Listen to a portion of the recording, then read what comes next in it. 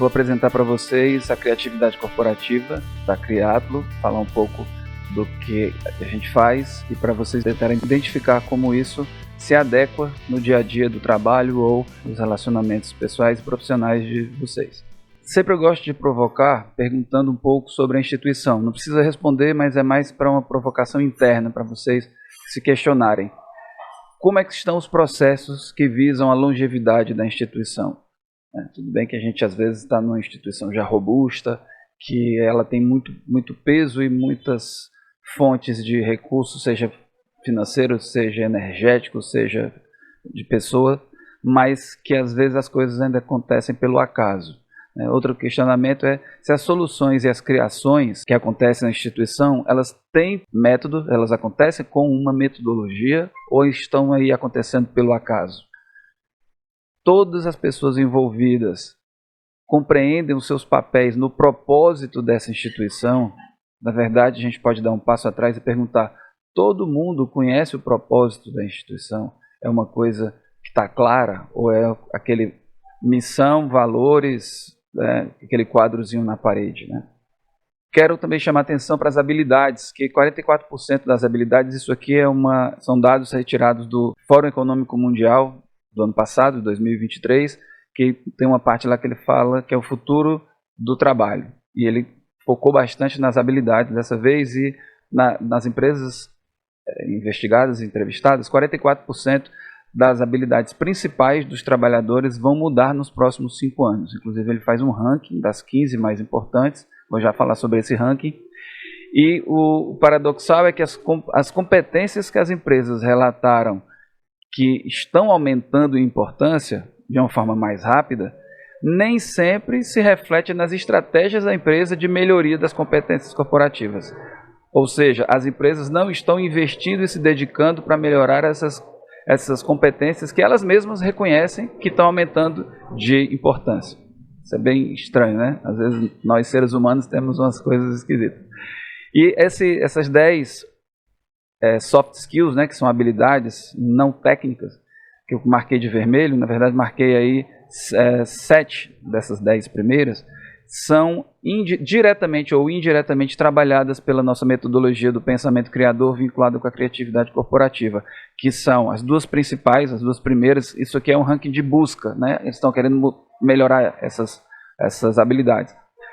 É o pensamento analítico, o pensamento criativo, liderança e influência social, resiliência, flexibilidade e agilidade. A sexta é curiosidade e aprendizado longínquo, né? Lifelong learning. A nona é motivação e autoconhecimento. E a 10ª, empatia e escuta ativa. E por que a gente consegue trabalhar essas soft skills? Porque exatamente o que nós propomos é a estruturação do pensamento, estruturação voltada às soft skills, para a realização empresarial e pessoal, porque a gente entende que não existe realização empresarial sem pessoal. A mesma pessoa que está vivendo ali está trabalhando, então não existe o eu pessoa e o eu profissional, nós somos um só. Resultando na melhoria da competitividade, da longevidade da instituição e felicidade empresarial, que é um tema que está cada vez mais sendo abordado. Um pouquinho de mim, né? Eu sou o diretor executivo da Criatlo, tenho certificação como gestor de inovação, tenho um livro que foi publicado na Amazon, que se chama Pensamento Criador, Muito Além da Criatividade. A segunda edição já existe, só que ela só tem online no formato digital, está disponível na Eduz. A Criatlo foi aprovada no Partec, no ano passado, 2023. No ano retrasado, a gente recebeu o prêmio Troféu Empreender 2022. 2023, além da aprovação do Partec, também foi aprovado no edital do InovaFit para uma parte da nossa metodologia, que é a parte do assessment, ela passar para uma plataforma digital vinculada com inteligência artificial que a gente já está desenvolvendo. Algumas parcerias que eu participei de alguns projetos envolvendo alguns atores importantes do nosso contexto regional. A criatividade corporativa, especificamente, já atuou nesses parceiros aí, aplicando, implementando a metodologia ou fazendo workshops aplicando essa metodologia ou com palestras introdutórias, que foi o caso da FIEC. E o que a organização ganha com a criatividade corporativa? Tudo aquilo que melhora na hora que você estrutura um pensamento, você se torna mais perceptivo e compreende melhor e consegue fazer as conexões de uma forma mais eficaz, vai melhorar. Então, a longevidade, a competitividade e a relevância da instituição, o aumento do lucro pelo aumento da receita e redução de custos, visualização e busca e implementação em novos mercados, aumenta a eficiência e produtividade, melhoria da marca, que é o branding, aumenta também a eficácia e eficiência na implementação de outras estratégias como ESG, Compliance e OKR, por exemplo, que são estratégias de gestão, e todos os outros métodos contratados com outras consultorias melhoram porque você está trabalhando com um time mais competente mentalmente. E afinal, o que é essa metodologia criatividade corporativa? Eu consegui pegar uma abordagem de estruturação de raciocínio que eu tinha, que está exatamente no livro, com algumas ferramentas que eu já tinha desenvolvido, melhorei ferramentas práticas. Então, na hora que a gente junta uma abordagem de raciocínio com ferramentas passo a passo, a gente cria a criatividade corporativa, que a gente consegue, então, melhorar a compreensão, melhorar a ideação, validação do que foi idealizado e transforma as pessoas nesse decorrer desse processo.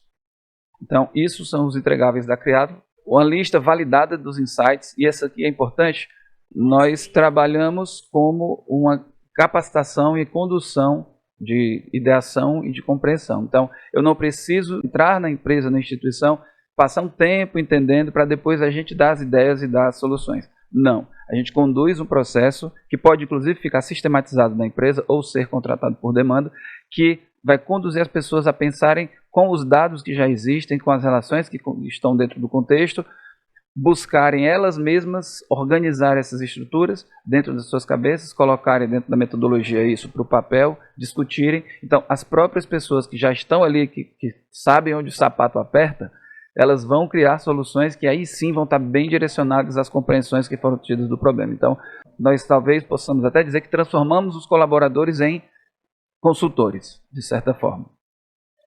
E como é que essa metodologia atua? Ela atua de uma forma relativamente simples, que precisa ser simples, que foi uma das coisas fantásticas que a gente conseguiu fazer, vem conseguindo fazer também, modéstia à parte, é organizar de uma forma linear algo complexo como o pensamento. Então, a gente pegou a metodologia do processo, que é entrada, processamento e saída, e colocou as ferramentas dentro com a abordagem como pano de fundo. Então, na parte das entradas, a gente trabalha as percepções e os saberes que vão envolver identificação do contexto, o que é causa, o que é consequência, quais são os elementos que estão envolvidos, mapeamento dos elementos, definição dos objetivos, isso de uma forma resumida, a gente trabalha a parte da entrada.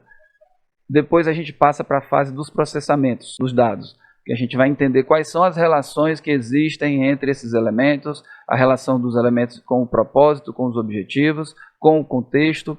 A gente tem para isso ferramentas que guiam a compreensão dessas relações, ferramenta própria também de ideação, nós trabalhamos com 30 linhas de raciocínio como brainstormings focados, que a gente otimiza a inteligência de cada um e as experiências dentro de linhas de raciocínio que aumentam a produção de insights, e essa compreensão ela se torna, por conta dessas ferramentas, mais aprofundadas e são geradas ideias, compreensões e decisões muito mais fortes, ao ponto de a gente poder ter realmente como validar nessa etapa da saída, com alguns testes também autorais que conectam tudo isso desde a compreensão inicial, as relações avaliadas, com o propósito como pano de fundo, para que aquelas ideias que ficaram ao final, ou decisões ou conclusões, elas realmente sejam ideias eficazes e não sejam ideias que são assim, caídas do nada, que só porque acharam interessante, mas que não perceberam o real vínculo de eficácia com a problemática, com o contexto e principalmente com o propósito da instituição ou da empresa. E o que a metodologia busca melhorar durante esse processo? A gente melhora pelo uso e pela prática, melhora a percepção, porque nós conseguimos identificar e quantificar melhor, porque dentro da metodologia a gente acredita que a mente faz essencialmente 3 coisas, que são essas 3 que estão aí: percebe, classifica e integra. Então, mais uma vez, a gente procurou simplificar para poder ficar mais fácil de implementar. Então, na percepção, a gente vai trabalhar a identificação e a quantificação. porque geralmente erros de percepção eles vão causar erros naquela entrada, processamento e saída. Lá na saída, geralmente os erros acontecem, que é o que geralmente a gente só enxerga os erros de saída. Então, erros de ineficácia ou insuficiência, falta de clareza e de desperdício. A classificação é qualificar e priorizar. Então a gente identificou e quantificou, qualifica e prioriza para depois compreender e criar, que é a fase da integração. O grande problema que acontece geralmente, você pega um problema, pula direto para a integração, trazer o que você viu de solução lá fora, jogar para dentro, sem buscar realmente fazer as conexões necessárias para verificar se aquela ideia é uma ideia simplesmente criativa no sentido de ser diferente, ou é uma ideia realmente criadora, no sentido de estar vinculado com uma solução eficaz. Então os erros podem variar, desde esses 3 iniciais que eu falei para vocês, como esses da classificação, que são também ineficazes. Percebam que ineficácia e insuficiência geralmente são erros clássicos. Traduzindo, ineficácia é você não acertar na solução certa para aquele problema. E insuficiência você até acertou um pouco, mas ela não foi capaz de resolver o problema como um todo. Coisas comuns que acontecem também. Soluções que, em vez de resolver o problema, aumentam o problema. O que houve? Erro de qualificação dos elementos e priorização de algumas coisas.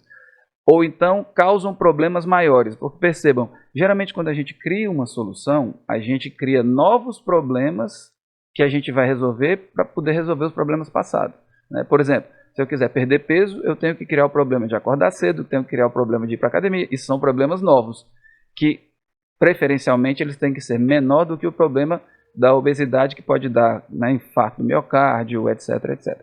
Então, durante o processo de solução de problemas, nós buscamos criar problemas novos que resolvam para resolver os antigos. No caso de uma criação sem metodologia ou com metodologias mal aplicadas, podem causar problemas maiores. E na integração, ineficácia e insuficiência também são riscos. Falta de engajamento, quando você não tem integração das relações corretas, integrações das características corretas, a gente pode ter uma perda de engajamento, o pessoal tem aquela sensação, não faço mais isso não, já fiz isso antes, não deu certo. Uma das coisas horríveis quando a gente escuta numa instituição é, eu não digo mais nada não, eu falo e ninguém me ouve.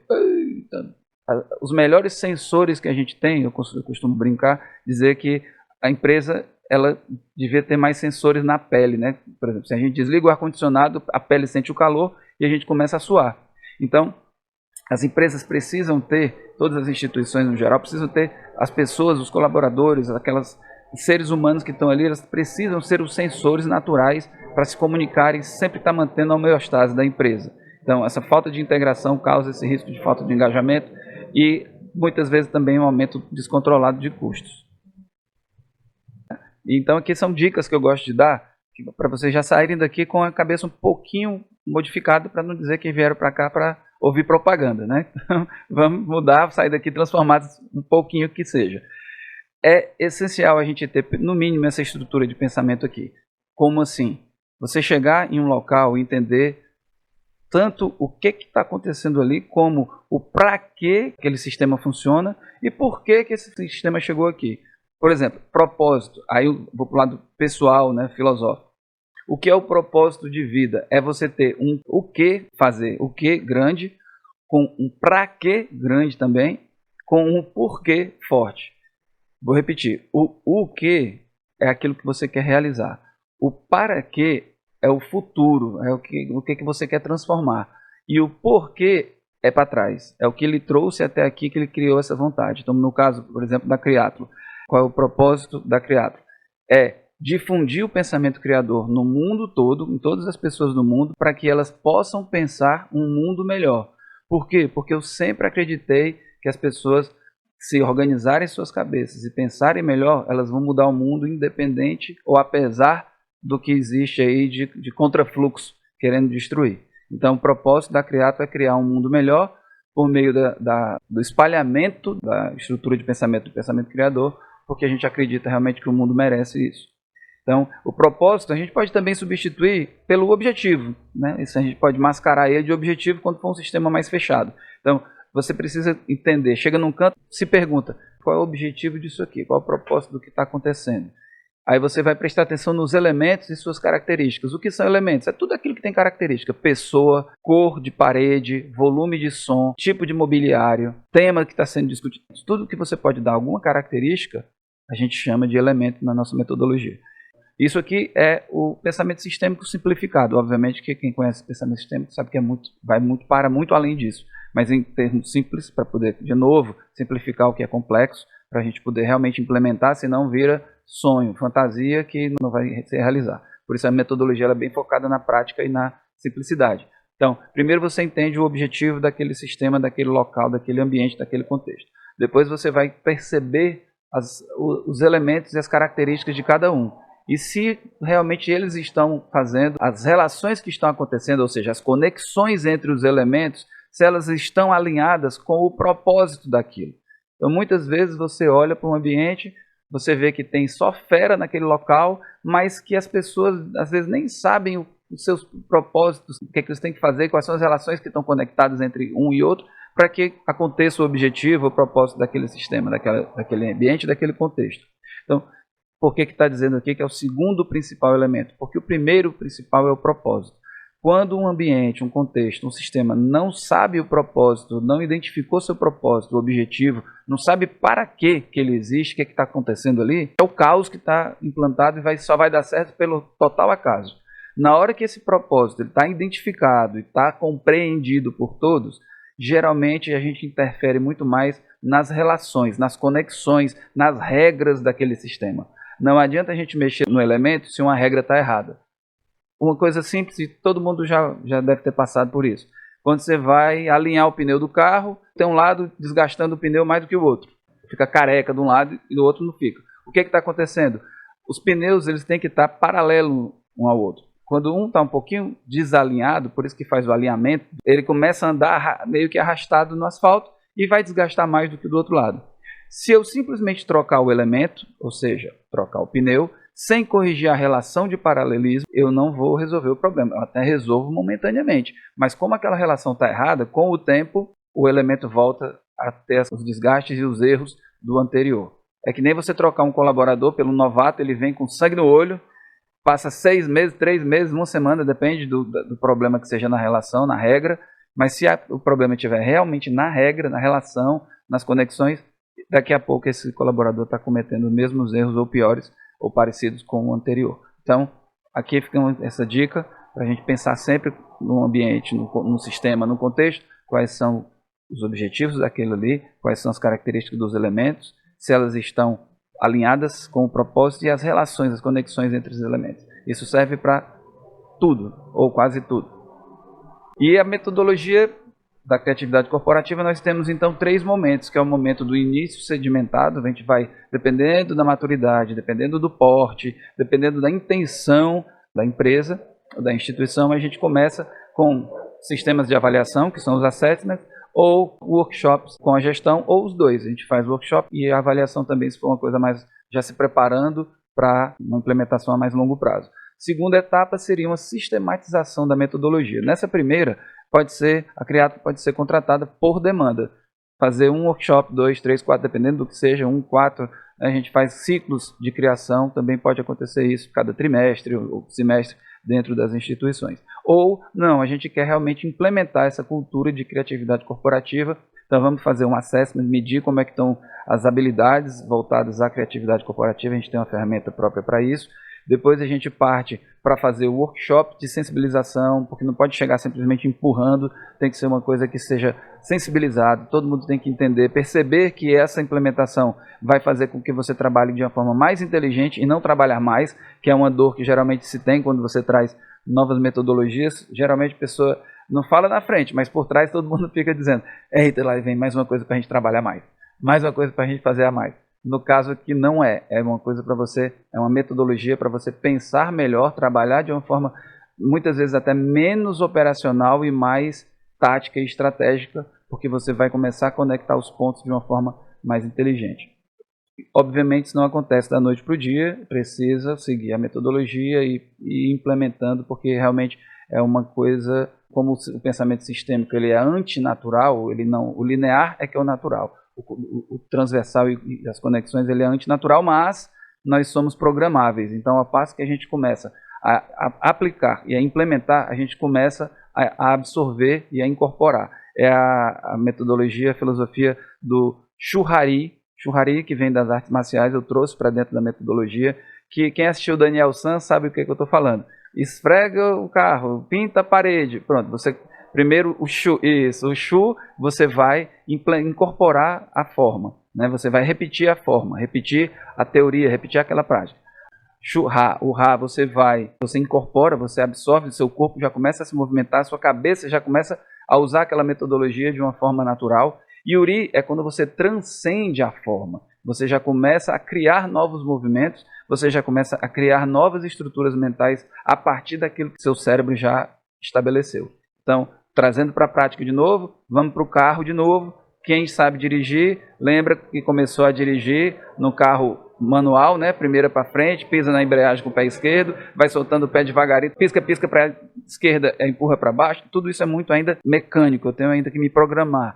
Isso é o Shu. O Ra é quando eu já saio, já ligo aqui, eu não sei qual é a marcha que eu estou, eu sei que o carro está pedindo marcha, eu já incorporei aquilo ali, já não me preocupo mais tanto. O Ri é quando eu transcendo aquele sistema e o carro começa a fazer parte de mim.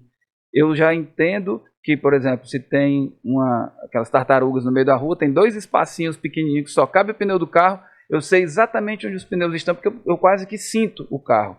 Eu sei que eu vou passar, sei lá, tem uma árvore ali, uma coisa, eu sei que o meu retrovisor não vai encostar porque eu transcendi, eu já faço parte, o carro e eu somos um só. Então, vocês todos já passaram, se não pela direção, alguma coisa na vida de vocês que vocês começaram assim, de forma bem repetitiva, depois incorporou e depois transcendeu. Então é o Shuhari, que é a justificativa da gente ter uma metodologia de estruturação de pensamento.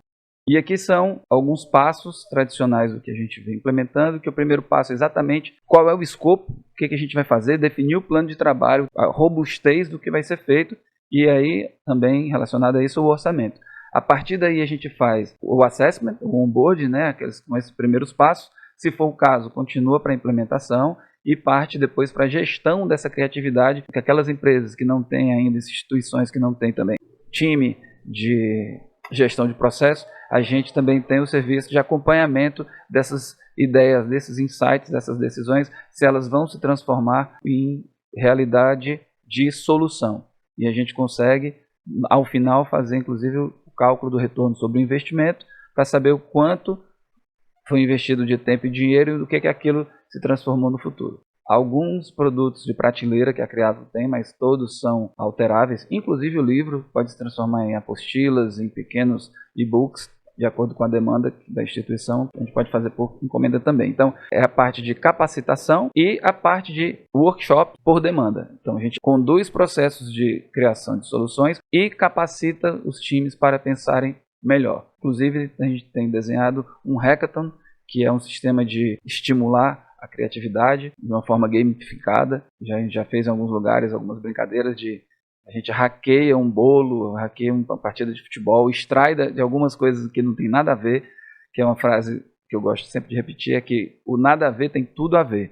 E aí nas dinâmicas, geralmente, a gente, quando tem a oportunidade, faz essa brincadeira de extrair os princípios de criação de coisas que não tem nada a ver e traz para um ambiente de uma problemática e usa aquilo como exercício para mostrar que a gente consegue realmente hackear, né? Para quem entende o termo, não é hackear, não é negativo. Hackear é compreender em profundidade, hackear os sistemas de criatividade de outras coisas e trazer para o que a gente quer. É uma tarefa gostosa, é um exercício bem interessante e até engraçado e divertido. Aqui são alguns depoimentos que a gente colheu na oficina Pensamento Criador Muito Além da Criatividade, que teve na Semana da Inovação, feito pelo governo federal. Foi um evento nacional. E aqui alguns prints que eu cortei, talvez não dê para ler, mas obviamente são pessoas elogiando. Então, no resumo é isso, o pessoal querendo saber qual era o Instagram, dando parabéns, excelente, que nunca tinha visto nesse ponto de vista, perguntando sobre o meu livro, bons insights e ideias sobre criação, parabéns pela oficina, coisas assim. E também no Instagram deram algumas postagens, acho que isso aí está um pouco maior, estava na oficina sobre pensamento criador, foi excelente, acompanhei a sua palestra, muito boa. Então, tem várias outras, mas obviamente não vou trazer para cá. Eu trouxe assim, mais como uma prova social de que as pessoas realmente gostam de mexer com a estrutura. A vida levada ao acaso é uma vida, por vezes, infeliz. O próprio Einstein dizia que a felicidade não é uma vida sem problemas, mas sim uma vida com a sensação de possibilidade de resolver os problemas. Então, sensação de potência, sensação de capacidade. E é isso que a gente trabalha também. Estruturação de pensamento para você ter realmente capacidade de resolver seus problemas dentro e fora do trabalho. Diferenciais da nossa metodologia: a gente faz uma conexão sistêmica entre o contexto e o propósito, então a gente deixa tudo amarradinho e as coisas fazem bem mais sentido na cabeça. É uma metodologia de processo, como eu falei mais cedo: entrada, processamento e saída. Cada etapa dessa tem ferramentas claras para extrair o máximo de quem está participando. É um método de visão sistêmica, você sai transformado, você vai, a partir daí, começa a enxergar as coisas de uma forma diferente. Desenvolve competências essenciais das soft skills. Se vocês procurarem depois aquela lista das soft skills, vocês vão ver que quando a gente melhora a forma que a gente conecta as coisas, que a gente percebe e compreende melhor, muitas habilidades elas começam a aparecer. Você vai ter empatia com o outro, não porque você está treinando ficar no sapato do outro, mas porque você está percebendo melhor o outro, você entende mais o contexto do outro, entende mais a relação do outro com você, e a partir daí você entende que você tem que respeitar mais o outro, e a partir disso você constrói uma empatia como consequência de uma reestruturação da forma de pensar. Não é uma coisa que está em voga no mercado, uma habilidade que as empresas querem. A gente trabalha isso de uma forma indireta. Quando você melhora a forma de pensar, várias outras coisas vão melhorar. Por isso que tem esse passo aí, esse ponto que a gente desenvolve competências essenciais às soft skills. A metodologia ela pode ficar sistematizada da empresa, se for de opção da empresa. É uma metodologia global, quer dizer, pode ser aplicável a qualquer área da atuação: educação, indústria de material de limpeza, que a gente fez a implementação em uma aqui do Distrito Industrial, construção civil, tecnologia. Então já tem clientes de várias áreas, porque ela é realmente uma metodologia global, pode ser aplicada em todas as áreas. Tem capacidade de escalar por toda a empresa, ao passo que agora a gente vai também desenvolvendo a plataforma. Isso vai ser uma forma de ter todas as conduções de forma digital. Com o tempo, esse ano ainda isso vai sair. E, enfim, o mais importante, o time fica transformado para o seu dia a dia. Geralmente, ferramentas e metodologias elas são para aquele uso direto ali. A gente se preocupou realmente em atingir o propósito de possibilitar que as pessoas pensem de uma forma melhor, para que pode ser piegas, mas que possa mudar o mundo. Esse resumo eu não vou ler para vocês, eu só deixei aqui porque caso peçam a apresentação, ao final tem esse resumozinho aqui, tá bom? Lógico que eu não faria um slide com tantas letras desse jeito se não tivesse uma razão para isso, mas não vou ler. E aqui é meu WhatsApp, o e-mail de contato da gente também, que eu tenho acesso. E se tiverem também alguma pergunta, alguma dúvida, estou à disposição.